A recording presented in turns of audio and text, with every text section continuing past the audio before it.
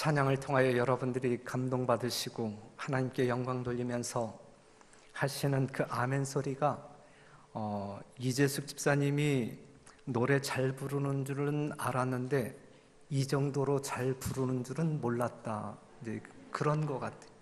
아까 이렇게 연습하시는 그 집사님의 모습을 보면서 많은 분들이 집사님이 저렇게 노래를 잘 부르느냐고 그렇게 어떤 그 칭찬 일색이었는데 정말 아름다운 찬양으로 하나님께 영광 돌려 주심에 대하여 크게 감사합니다.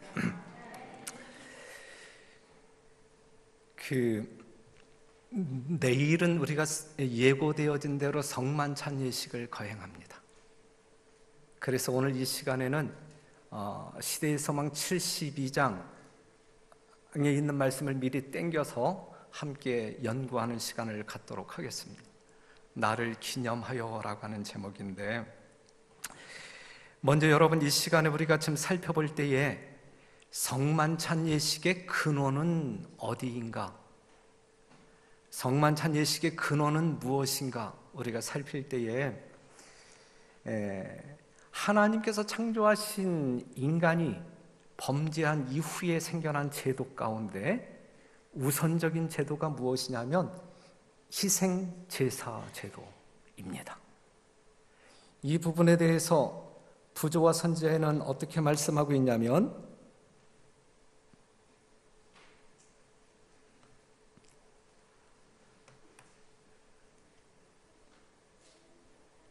뭘 건드려야 넘어간다 그랬죠, 김동 목사님? 뭐지? 됐죠? 희생제사들은 사람에게 그의 죄를 항상 상기시켜주고 자신의 죄에 대한 참회가 동반된 시인과 약속된 구속주를 믿는 그의 신앙의 고백이 되도록 하나님에 의하여 제정되었다. 그것들은 타락한 인류에게 죽음을 가져온 것은 죄라는 엄숙한 진리를 깊이 명심시키려고 제정되었다. 아담에게 있어서 첫 희생 제사는 가장 고통스러운 의식이었다. 그의 손은 하나님만이 주실 수 있는 생명을 취하기 위해 들려져야만 하였다. 그는 이때 죽음을 처음으로 목도하였다. 그리고 다음에 있는 말씀을 보면, 그는 자신이 하나님께 순종하였었더라면 사람이나 짐승이 죽는 일이 없었으리라는 것을 알았다. 무죄한 동물을 희생제물로 죽이면서 그는 자기의 죄가 흠없는 하나님의 어린 양의 피를 흘릴 수밖에 없다는 것을 생각하고 떨었다. 이 장면을 보고 그는 하나님의 사랑하는 아들의 죽음밖에는 속죄할 수 없는 그의 죄의 중함을 더욱 깊고 더욱 생생하게 느끼게 되었다 그랬거든요. 그러니까 사람이 범죄한 이후에 희생제사 제도가 이제 생겼고, 아담이 처음으로 이제 양을 잡아 하나님 앞에 제사를 드리는 장면이 언급되고 있는데, 첫 희생제사 제도, 첫 희생제사는 아담에게 있어서 가장 고통스러운 의식이었다. 처음 죽음이 무엇인지 목도하게 되었고, 또한 그 모든 죄의 짐을 예수님이 짊어지시고 돌아가시게 될 십자가를 미리 봄으로 말미암아 그는 크게 떨었다 그랬어요.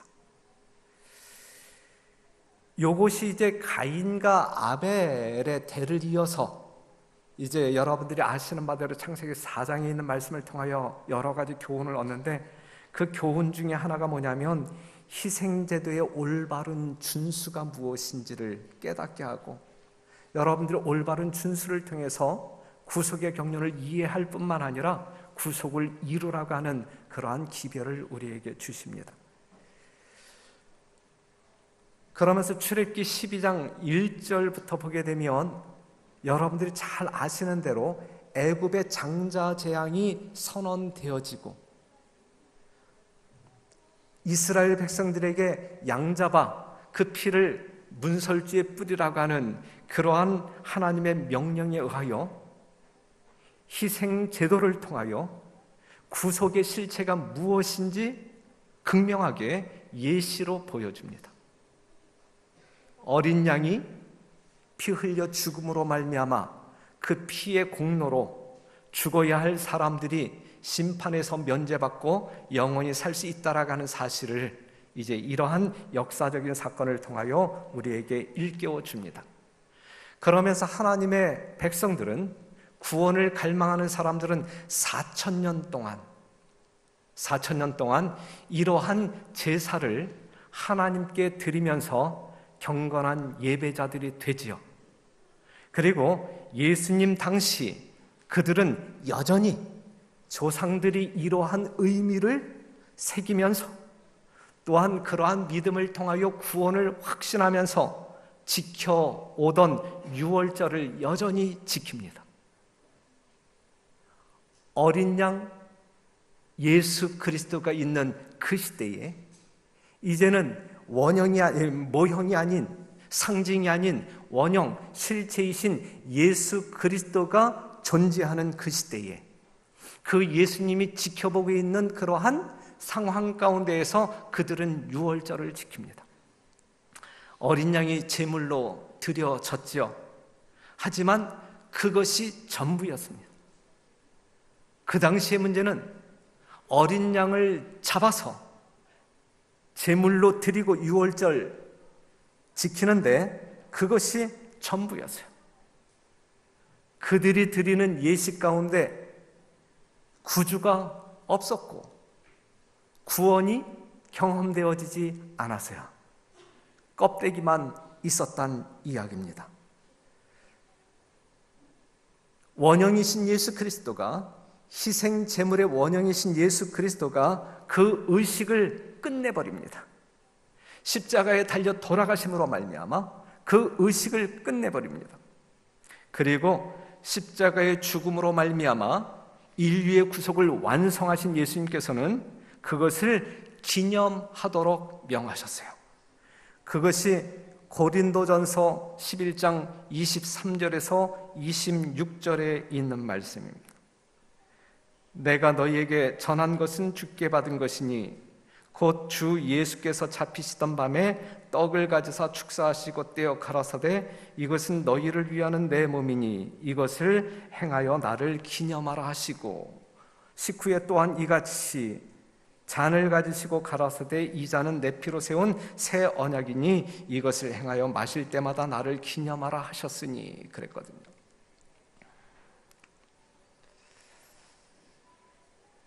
그러니까 오늘날 우리가 거행하는 이 성만찬 예식은 그 근원이 어디에서 시작되냐면 아담이 처음으로 희생 제물을 드리는 거기에서 시작되는 거예요. 이것이 출애굽 당시에 유월절로 승계되었고 이스라엘 백성들은 4,000년 동안 이 예식을 집행해 오면서 오실 예수 그리스도 메시아 구주를 갈망하였고 그 희생제물을 드림으로 말미암아 믿음을 통하여 그들이 구원받을 것에 대한 확신을 가지고 그들은 신앙을 유지해 왔다라고 하는 사실이죠. 그런데 예수님이 계신 그 당시의 사람들은 형식은 있었지만 내용이 없는, 형식은 있었지만 구세주가 없고 구원이 없고 생명이 없는 제사를 드림으로 말미암아 그들은 헛된 경배자들이 되었다. 그런데 그 시점에 원형이신 예수 그리스도가 십자가에 달려 돌아가심으로 말미암아 유월절 제도를 폐지합니다. 그런데 실제적으로 폐지하는 것이 아니라 다른 모양으로 바꾸어 놓으셨어요. 그것이 바로 성만찬 예식입니다. 여기 있는 말씀을 보면 그분은 제자들과 함께 유월절을 잡수실 때에 그분의 큰 희생에 대한 기념이 될 예식을 유월절 대신으로 세우셨다 그랬어요. 성만찬 예식을 유월절 대신으로 세우셨다. 오늘날 여러분들 주변에 있는 하나님의 교회는 유월절을 지켜야 된다고 주장하잖아요. 그들도 예언의 신을 믿는다라고 주장하는데, 예언의 신에 있는 말씀 가운데 시대의 소망 652페이지를 보게 되면 그 유월절, 이스라엘 백성들이 지켜오던 그 유월절이 예수 그리스도로 말미암아 성만찬 예식으로 대체되었다라는 분명한 말씀이 있음에도 불구하고 그들은 옛날에 지켰던 유월절을 지켜야만 구원받는다라고 주장하고 있어요. 그것은 잘못된 가르침이에요. 그렇죠? 그런데 우리가 말씀을 보게 되면 이스라엘 백성들이 4,000년 동안 지켜오던 유월절 예식이 바로 성만찬 예식으로 대체되었다라는 사실을 우리는 이 시간 확인할 수 있는 것입니다. 그 다음에 있는 말씀을 보면 유대인들의 민족적 축제일은 영원히 끝나려고 하였다. 그리스도께서 세우신 예식은, 성만찬 예식은 각 시대를 통하여 모든 나라에서 당신을 따르는 자들이 지켜야 할 예식이었다 그랬어요. 그래서 유월절 대신 오늘 이 시대에 우리는 예수 그리스도의 십자가를 기념하는 성만찬 예식을 우리는 지키는 것이다. 그러면서 성만찬 예식은 그리스도의 죽음의 결과로 이루어진 큰 구원을 기념하기 위하여 주신 바 되었다. 큰 구원을 기념하기 위하여 주셨다. 그리스도께서 능력과 영광으로 재림하실 때까지 이 의식은 기념되어야 한다. 주님 이 땅에 재림하시는 그날까지 성만찬 예식은 기념되어져야 된다. 이것을 통하여 우리를 위하여 행하신 그분의 위대한 사업은, 구속의 경륜은 우리 마음속에 항상 새롭게 간직된다 그랬어요. 그래서 내일 거행되어지는 이 성만찬 예식이 이러한 의미가 있다라는 사실을 기억하시고, 우리 주님께서 십자가에서 이루신 그 구속의 경륜이, 또한 그 구원의 기쁨이 여러분들 심령 가운데 새롭게 정리되어지는 거룩한 시간으로 지낼 수 있도록 기도하며 준비된 심령으로 안식일 주의 성전에 모이게 되시기를 간절히 바랍니다. 그러면 오늘 이 시간 우리는 예수님이 마지막 이 12 제자들과 함께 이 만찬을 행했던 그 장면 속으로 다시 한번 들어가면서 예수님의 사랑이 어떠했는지, 또한 이 성만찬의 진정한 의미가 무엇인지 살펴보도록 하겠습니다. 여러분들이 요한복음 13장을 펴서 이제 참고하시면 되겠습니다. 요한복음 13장을 보게 되면 예수님의 제자들과 함께 나누었던 이 최후의 만찬이 이제 기록되어 있는데, 보면 이제 여러분들이 잘 아시는 대로 이제 한 다락방이 준비되었잖아요. 하나님의 어린 양이 이 제자들 앞에 앉아 계셨습니다. 예수님의 앞에 떡과 포도즙이 있었어요.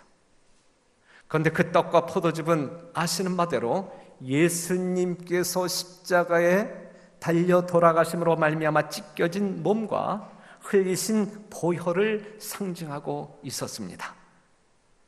그런데 그 엄숙한 예수님의 희생이 이제 이 제자들에게 이제 공개적으로 가르치려고 하는 이 거룩한 시간에 마음이 너무너무 분주한 제자 한 사람이 있었는데, 그것이 누구였냐면 유다였습니다. 음흉한 목적을 이루기 위하여 이 마음이 분주하게 움직이고 있는 제자 유다가 있었어요. 이러한 마음을 가지고 이 성만찬 예식에 참여한 이 유다를 우리 예수님께서는 어떻게 대우하셨는지 한번 보겠습니다. 요한복음 13장 10절에 있는 말씀을 보면, 이제 세종 예식을 할 때 베드로가 내 발을 씻기지 못한다 그랬을 때에 10절, 예수께서 가라사대 이미 목욕한 자는 발밖에 씻을 필요가 없느니라, 온몸이 깨끗하니라 그랬어요. 그런데 그 다음에 모든 제자들이 듣는 중에 뭐라고 예수님이 말씀하시냐면, 너희가 깨끗하나 다는 아니니라 그랬어요. 누구를 지칭하여 한 말씀이에요? 유다를 지칭하여 한 말씀이에요. 다른 제자들은 전혀 이 말씀을 이해하지 못했지만 누구는 이해했냐면 유다 자신은 이 말씀이 무슨 말씀인지 알았어요. 그리고 우리가 분명히 알아야 할 것은 예수님이 지금 이렇게 말씀하고 있는 것은 유다로 하여금 어떠한 기회를 주기 위하여, 회개의 기회를 주기 위하여 정말 사랑 넘치는 마음으로 지금 말씀하고 있는 거예요. 다른 제자는 눈치채지 못했지만 유다는 분명히 알았어요. 알았다고 하면 그는 분명 예수님께 회개할 수 있는 절호의 찬스였는데 그가 하나 건너뜁니다. 회개하지 아니하고 넘어가죠. 그러자 예수님께서는 18절에 뭐라고 말씀하고 있냐면 내가 너희를 다 가리켜 말하는 것이 아니라 내가 나의 택한 자들이 누구인지 알미라. 그러나 내 떡을 먹는 자가, 오늘 같이 떡을 먹는 자가 내게 발꿈치를 들었다 한 성경을 응하게 하려는 것이니라 그랬어요. 그냥 조금 강도가 높은, 조금 구체적인 그러한 말씀으로 지금 누구의 양심을 찌르냐면 유다의 양심을 찔러댑니다. 그를 여전히 사랑하시기 때문에 혹시 그가 회개하고 예수님의 품에 안길 것을 기대하면서 예수님은 눈물 섞인 음성으로 이렇게 말씀하고 있는 거예요.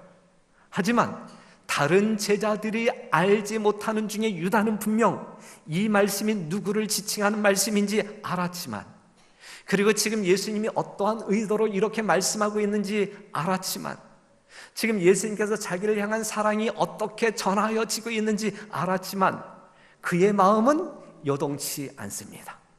움직이지 않습니다. 점점 굳어져 가고 있는 거예요. 점점 굳어져 가고 있는 거예요. 그랬을 때에 예수님께서는 또 한 번 그의 양심을 찔릅니다. 세 번째 21절 예수께서 이 말씀을 하시고 심령에 민망하여 증거하여 가라사대 내가 진실로 진실로 너희에게 이르노니 너희 중 하나가 나를 팔리라 그랬어요. 너희 중 하나가 나를 팔리라. 이때에 다른 11명의 제자들이 이제 큰 충격에 빠져요. 뭐 때문에? 제자들이 예수님을 팔겠느냐 이거예요. 도저히 이해할 수 없는 말씀을 지금 예수님께서 하시는 거예요. 너희 중에 하나가 나를 팔리라 그랬을 때, 그러면서 도대체 그 하나가 누구인지, 누구에게 말씀하고 있는 것인지 아주 궁금해했어요. 그들은 그렇게 말씀하시는 예수님의 얼굴과 목소리에서 고통을 느낍니다.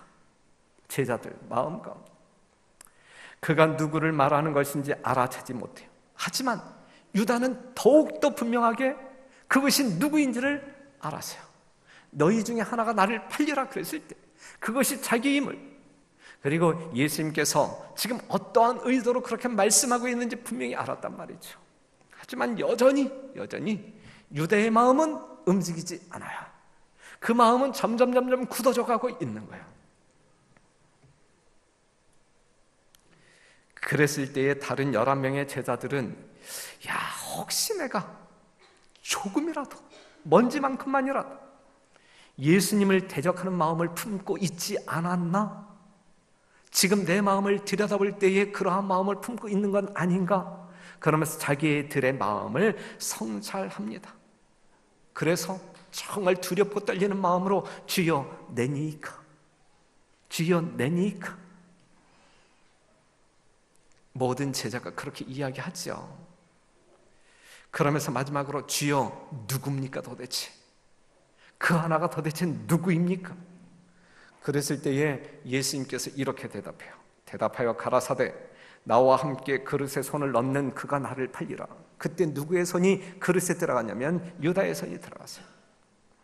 인자는 자기에게 대하여 기록된 대로 가거니와 인자를 파는 그 사람에게는 화가 있으리로다. 그 사람은 차라리 나지 아니하였다면 제게 좋을 뻔하였느니라 그랬어요. 이러한 상황임에도 불구하고 다른 제자들은 유다가 예수님을 팔 거라고 하는 사실을 전혀 눈치채지 못해요. 하지만 유다는 예수님이 자신에 대하여 말하고 있음을 분명하게 합니다. 분명하게. 예수님은 그의 회개를 간절히 기다렸지만 그의 마음은 더욱 단단해졌습니다. 그렇죠, 단단해졌어요. 그러면서 유다는 침묵하고 있었죠. 다른 11명의 제자가 주여 내니이까 물었지만 그러는 중에 이 복잡한 마음을 가지고 있는 유다는 침묵을 지켰어요. 침묵하고 있는 유다에게 11명의 제자들의 시선이 한꺼번에 쫙 쏠립니다. 두려웠죠. 제자들에게 탄론할까 봐 그 감시의 눈을 피하기 위해 그도 똑같이 예수님에게 질문하는데 뭐라고 하냐면 라비어 내니까. 이제 이러한 양심은 끝난 양심이에요. 이 양심은 화인 맞은 양심이에요. 그렇죠? 여러분, 이미 여러분들이 간파하신 대로, 아시는 바대로 다른 11명의 제자들은 주여 내니까 라고 질문했어요. 그런데 유다는 라비어 내니까 라고 질문해요. 예수님에 대한 호칭이 달라요. 예수님에 대한 믿음이 다르다는 이야기예요. 그렇죠? 다른 제자들에게 예수님은 주님이지만 유다에게 예수님은 한갓 선생에 불과했어요.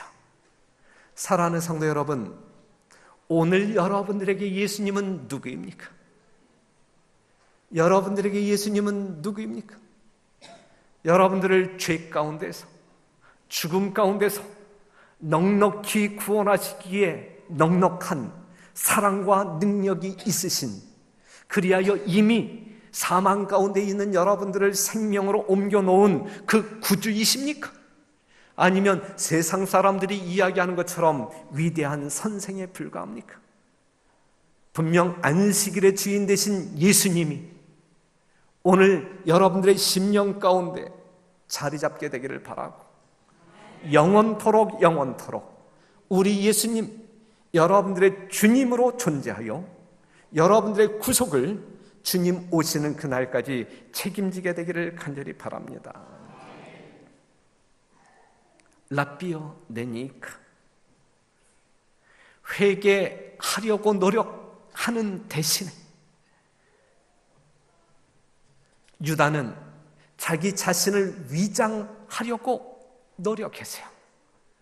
다른 제자들이 눈치 못 채도록 내가 배신자가 아니라고 하는, 반역자가 아니라고 하는 사실을 위장하기 위하여 그는 노력했습니다. 모든 것을 알고 계시다는 사실을 알면서도 지극히 뻔뻔스러움을 드러내고 있는 것입니다. 라비어 내니까. 그랬을 때에 예수님께서는 뭐라고 대답해요? 눈물 섞인 목맨 소리로 내가 말하였도다라고 해요. 내가 말하였다. 그러면서 떡을 하나 찍어주지요. 유다는 자기의 목적이 폭로된 것을 보고 놀라움과 혼란 중에 아주 급하게 그 다락방에서 뛰쳐나갑니다. 그 시간이 어떠한 시간이었어요? 밤중이었어요. 밤중에 바깥 어둠 속으로 나가버리고 말았어요. 사랑하는 성도 여러분, 영적으로 깊은 암흑을 이루고 있는 이 시대에 여러분들은 바깥 어두움 속에 빠지지 아니하는 하나님의 귀한 종들이 되기를 간절히 바랍니다. 그토록 그를 사랑하시는 우리 예수님께서 유다에게 회개할 기회를 주었건만 돌아오지 못할 경계선을 넘어버리고 맙니다. 최후의 결정이 이루어지는 거예요. 오늘 우리가 하루를 살았잖아요. 하나님께서 주신 생명의 연장된 생명을 가지고 하루를 살았잖아요. 우리 하나님께서 여러분들의 생명을 하루하루 연장시켜주는 이유가 뭐냐고요? 유다를 오래 참으신 우리 하나님이 우리가 회개하고 정말 그리스도의 사랑과 능력으로 말미암아 구속의 사람들, 하나님의 온전한 사람들로 생애하도록 하기 위하여 시간을 주시는 것 아니겠습니까? 회개하라고 주신 그 시간을 우리가 죄 짓는데, 우리의 마음을 더 강박하게 하는데 사용되어진다라고 하면 이보다 안타까운 일이 어디에 있겠습니까? 다 같이 한번 읽어봐요. 시작. 유월절 전에 예수께서 자기가 세상을 떠나 아버지께로 돌아가실 때가 이른 줄 아시고 세상에 있는 자기 사람들을 사랑하시되 끝까지 사랑하시니라. 유다를 포함한 오늘 이 시대에 이 성전 안에 있는 우리 모두에게 적용되어지는 말씀이에요. 유다를 이처럼 끝까지 사랑하신 우리 예수님께서 똑같은 사랑으로 여러분들을 사랑하고 계시다라는 사실, 이 사실 앞에 여러분들이 크게 감동하며 신령과 진정으로 이 안식일을 성별할 뿐만 아니라 하나님께 찬양과 경배를 드리는 살아있는 진정한 주의 자녀 여러분 되시기를 간절히 바랍니다. 이 유혹받은 영혼을 다루심에 있어서 예수님의 오래 참으심은 참으로 놀라웠다. 유다를 구원하기 위하여 하실 수 있는 일은 무엇 하나 하지 않으신 것이 없었다. 그가 2번씩이나 주를 배반하겠다고 맹세한 후에도 예수께서는 여전히 그에게 회개할 기회를 주셨다. 반역자의 마음에 있는 은밀한 목적을 아시고 그리스도께서는 당신의 신성에 대하여 마지막으로 분명한 증거를 유다에게 주셨다. 이것이 그 거짓 제자에게 하신 마지막 회개의 요청이었다. 신성과 인성을 겸하신 그리스도의 마음으로 하실 수 있는 간청은 하나도 남김없이 다 하였다 그랬어요. 우리 하나님께서는, 우리 예수님께서는 여러분들의 구원을 이루기 위하여, 여러분들의 회개를 촉구하기 위하여, 여러분들의 양심을 자극하기 위하여 하실 수 있는 모든 것은 다 하시는 거예요. 남김없이 하시는 거예요. 그럼에도 불구하고 우리의 양심이 각성되지 아니하고 예수를 발견하지 못하고 예수님께서 이루신 그 구원에 동참하지 못한다라고 하면 그것은 우리 책임이지 결코 우리가 핑계댈 수 있는 건덕지가 없다라고 하는 사실이죠. 여기까지 참으시는, 이토록 오래 참으시는 하나님의 무한한 사랑에 두렵고 떨리는 심령으로 무릎 꿇고 이 안식일을 지내는 여러분과 제가 되기를 간절히 바랍니다. 유다가 예수님의 반역자라는 것을 다른 제자들이 깨달았을 때에 그 제자들은 2번 놀랍니다. 2번. 첫 번째는 유다 같은 사람이 어떻게 예수님을 배반할 수 있을까? 믿어지지 않는다. 이렇게 놀라는 것이고, 2번째는 예수님께서는 그토록 흉악한 반역자임을 그토록 오래전부터 아셨음에도 불구하고 어떻게 이 정도로 참아주실 수 있었을까? 그 예수님의 마음을 깨닫고 놀랐다 그랬어요. 사랑하는 성도 여러분, 우리도 놀라야 합니다. 유다를 이처럼 사랑하신 예수님의 사랑을 우리가 말씀을 통하여 확인하면서 우리도 그 크신 하나님 사랑 때문에 놀라고 경탄해야 할 것입니다. 오늘 이 안식일이 그러한 날이기를 간절히 바랍니다. 구주께서는 죄인이 그분을 받아들여 회개하고 죄의 더러움을 씻도록 권유하는 데는 언제나 오래 참으셨다.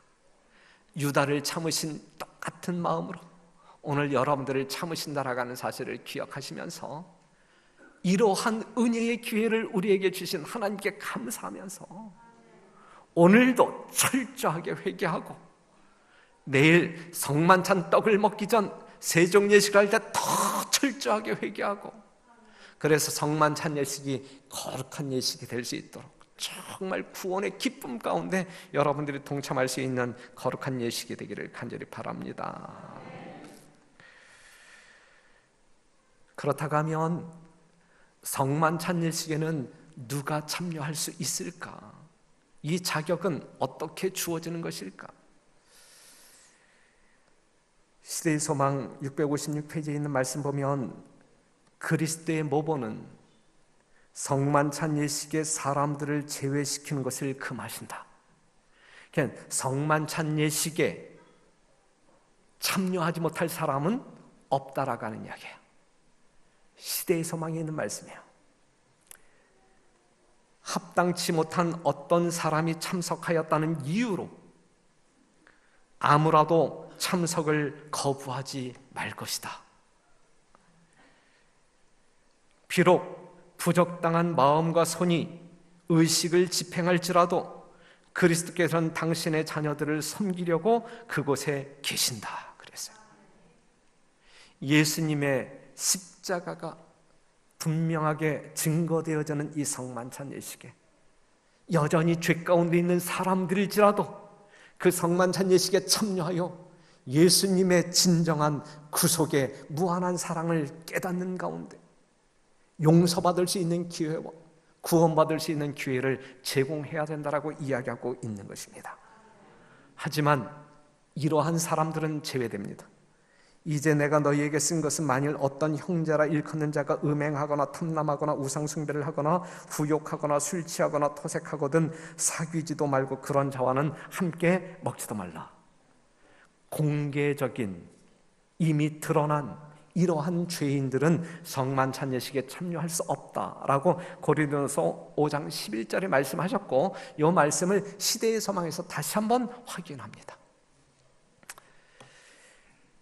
그렇다라고 하면 성만찬 예식의 진정한 의미가 무엇일까?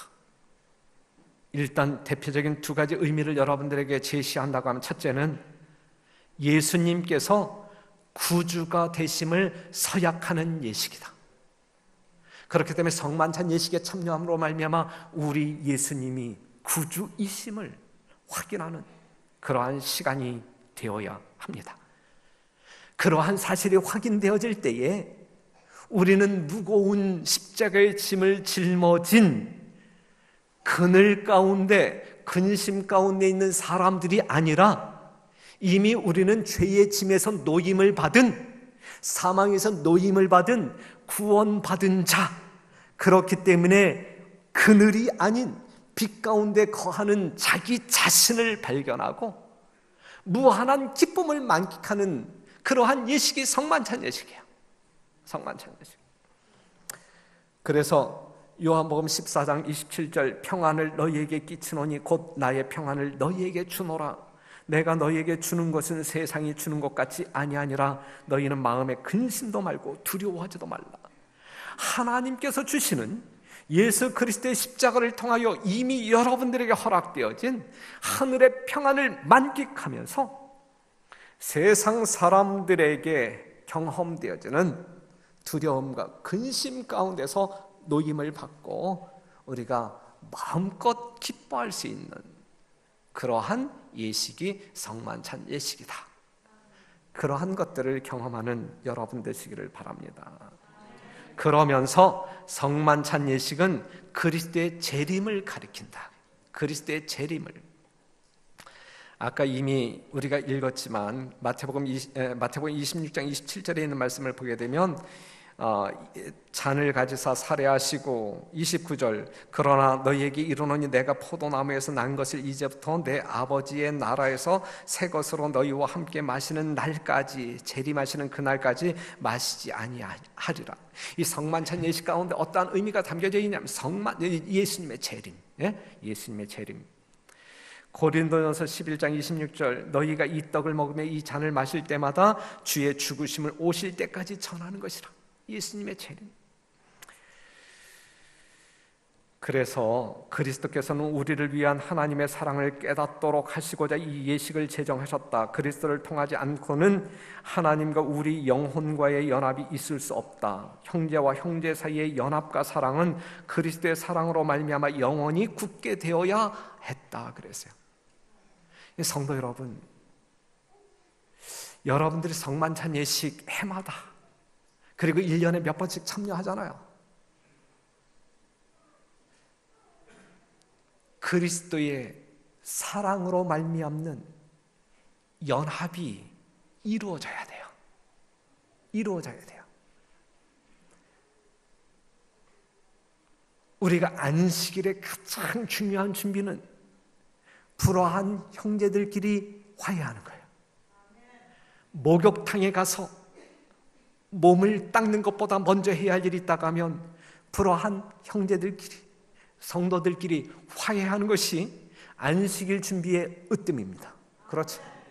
이러한 성만찬 예식을 통하여 정말 서로가 나보다 남을 높게 여기고 낮게 여기고, 그러면서 예수님께서 우리의 심령 가운데 새겨주신 진정한 사랑을 실천하고 증거하는 그러한 순간들이 되어야 할 것입니다. 그렇기 때문에 이러한 성만찬 예식을 거행한 교회에서는 말이죠, 어떠한 불평과 불만, 또한 다른 사람들에 대한 험담, 하나님의 사랑이라고 볼 수 없는 인간적인 사단에게 속한 속성들이 드러나서는 아니 될 것입니다. 그렇죠? 분명히 그렇습니다.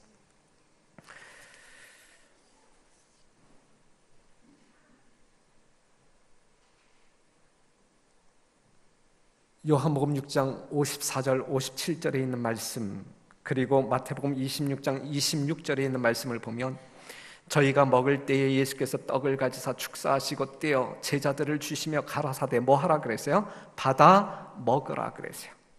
또 잔을 가지사 살해하시고 저희에게 주시며 가라사대 너희가 다 이것을 뭐 하라? 마시라 그랬어요. 마시라. 사랑하는 성도 여러분, 우리가 이미 출애굽 당시 유월절을 역사적으로 확인했을 때에 어린 양을 잡아 피를 문설주에 바르면 심판하는 천사가 넘어가서 생명을 보존할 수 있을 것이다 라고 하는 사실을 믿는다 할지라도, 양을 잡아 피를 바르지 아니한다라고 하면 심판을 모면할 수 있는 거예요? 아니면 심판에 의하여 죽을 수밖에 없는 거예요? 죽을 수밖에 없는 거예요. 그렇기 때문에 구속의 경륜이, 예수님의 십자가가 우리를 구원하기에 넉넉한 필요 충분 조건이라 할지라도 그것이 여러분 개인에게 적용되어지지 아니한다라고 하면 아무 소용이 없는 거예요. 아무 소용이 없는 거예요. 예수님을 믿는다고 고백하면서 우리의 삶의 모습이 그리스도의 모습으로, 회개한 자의 모습으로 변화되지 아니한다라고 하면 아무 소용없는 거예요. 아무 소용없는 거예요. 그렇기 때문에 예수님의 찢겨진 살이 있고 보혈이 우리를 구원하기에 넉넉한 조건이지만 그것을 받아 먹지 아니할 때, 받아 마시지 아니할 때 아무 소용이 없어요. 아무 소용이 없어요. 그러니 성도 여러분, 받아 먹으시는, 받아 마시는 여러분과 제가 되기를 간절히 바랍니다. 그것은 분명 예수님의 죽으심이 무엇인지 우리의 심령 가운데 분명하게 이해하고 100% 확신하는 믿음으로 우리가 생애할 때에 그것이 우리 개인에게 적용되어짐으로 말미암아 구원을 이루게 될 것입니다. 그러한 사람들의 삶은 이렇게 될 거예요. 갈라디아서 6장 14절에 있는 말씀을 같이 읽겠습니다. 시작. 그러나 내게는 우리 주 예수 그리스도의 십자가 외에 결코 자랑할 것이 없으니 그리스도로 말미암아 세상이 나를 대하여 십자가에 못 박히고 내가 또한 세상을 대하여 그러하니라 그랬어요. 예수님의 살을 먹고 피를 먹고 사는 사람들, 이제는 내가 사는 것이 아닌 그리스도가 내 안에 사는 사람들의 삶은 이제는 내가 자랑할 것이 오직 누구밖에 없는 거예요. 십자가 외에 결코 자랑할 것이 없다라고 말할 수밖에 없는, 그렇게 고백할 수 없는 그러한 성도들이 되는 것입니다. 출애굽 당시 유월절 문설주의 피가 발라진 그 집에서는 정말 생명의 보존으로 말미암아 하나님의 약속의 성취로 말미암아 말할 수 없는 기쁨을 가지고 하늘을 향하여 우렁찬 찬양을 올립니다. 그렇죠. 하지만 피가 발려지지 아니한 그래서 예외 없이 심판을 받은, 그래서 장자가 죽은 그 집에서 들리는 소리는 전혀 틀린 통곡 소리만이, 절망하는 절규의 소리만이 들릴 수밖에 없었잖아요. 사랑하는 성도 여러분, 우리의 심령 가운데에서, 우리의 가정 가운데에서, 여러분들이 속한 교회에서 여러분들을 구속하신, 이처럼 크신 사랑으로 말미암아 우리를 참아주시고 기회를 주신, 그리하여 구원을 맛보아 아는 여러분들의 삶 가운데서 오직 그 하나님만을 경외하는 진정한 찬양의 소리가, 자랑할 것이 있다고 하면 십자가만을 자랑하는 그러한 성도 여러분 되시기를 간절히 바라면서 말씀을 마치겠습니다.